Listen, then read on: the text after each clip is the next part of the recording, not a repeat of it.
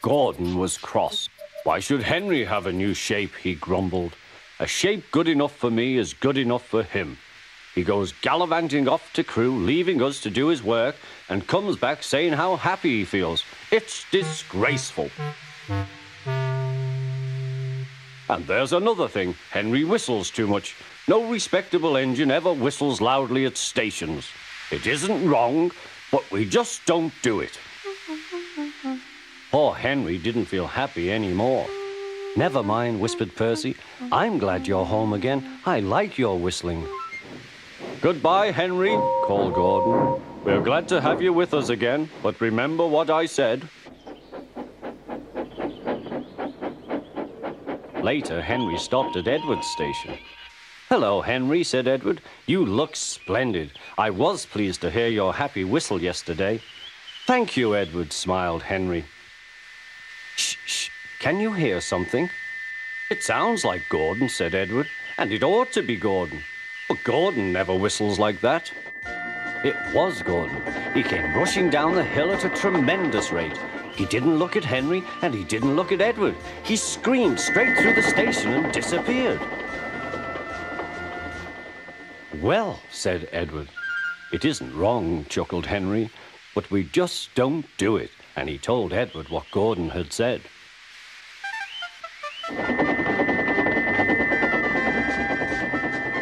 Meanwhile, Gordon screeched along the line. The noise was awful.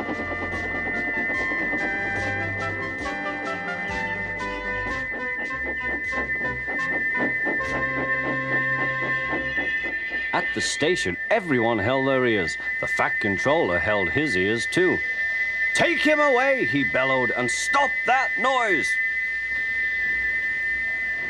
Gordon puffed sadly away, but he wouldn't stop whistling until two fitters climbed up and knocked his whistle valve in place. That night, Gordon slunk into the shed. He was glad it was empty. It isn't wrong, murmured Henry to no one in particular, but we just don't do it. No one mentioned whistles.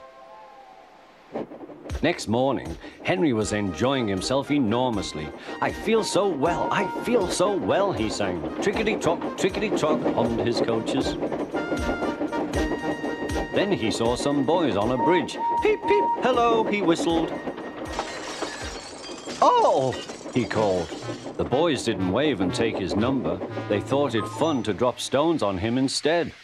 They've broken our glass, sobbed the coaches. The passengers weren't hurt, but they were cross. Call the police. No, said the driver, leave it to Henry and me. What will you do, they asked. Can you keep a secret? Yes. Well then, said the driver, Henry is going to sneeze at those boys.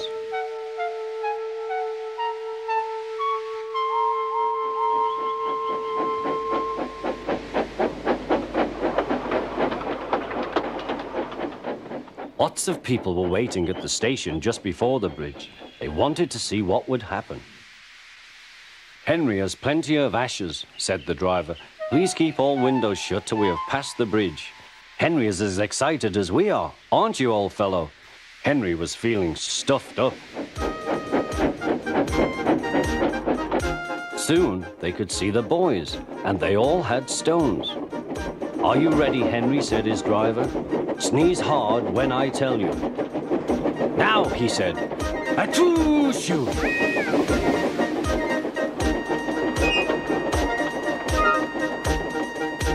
Well done, Henry, laughed his driver. Henry went home very pleased with himself. He had taught Gordon and silly boys a lesson with a whistle and a sneeze.